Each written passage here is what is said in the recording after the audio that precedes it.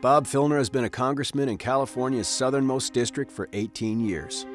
He was, until January 2011, chairman of the House Committee on Veterans Affairs. For casualties received during the war. His opponent in this last election is a veteran, Gunnery Sergeant Nick Popovich.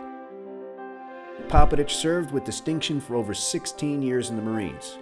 For his actions as tank commander in the fight for Fallujah, he received the Silver Star, America's third highest award for valor in combat. Here is Mr. Filner speaking on the floor of Congress in 2008. We report as killed in our two wars, 1,000 almost in Afghanistan, over a little over 4,000 in Iraq. We report around 40,000 casualties. Let me tell you, I am chairman of the Veterans Committee in this Congress. We have had almost 1 million people from these wars show up at the VA for casualties received during the war, service-related injuries, hundreds and hundreds of thousands. They come home with these unseen wounds, these silent wounds. They may kill themselves from the demons that they got from this war. A third of those who have been diagnosed with PTSD, and that's only a small fraction of those who actually have it, have committed felonies in this nation, of which several hundred were homicides, usually of their own family members. Filner reports that as of 2008, there were 40,000 physical casualties from this war, but that 1 million turn up at the VA for service-related injuries. That would mean that 960,000 with silent, unseen wounds. Then he asserts that a third of these, that's 320,000 veterans, committed felonies.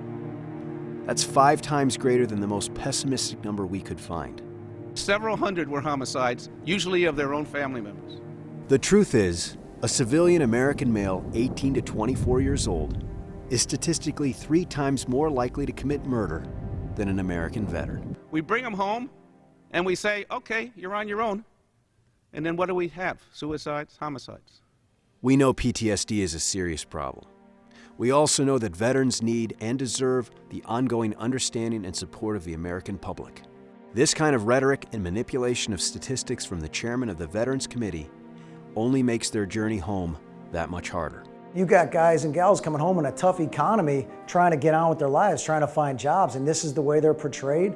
You know, we've got double the unemployment rate amongst our veteran community. I wonder why, with guys like Bob Filner out there saying the things he's saying about us. This one really got to me, to my very core. You know, here he is standing up on the floor of Congress, blatantly telling a falsehood about our veterans, about our brave men and women who are returning home. He's using a lie about them to push his anti-war position, and that's fine.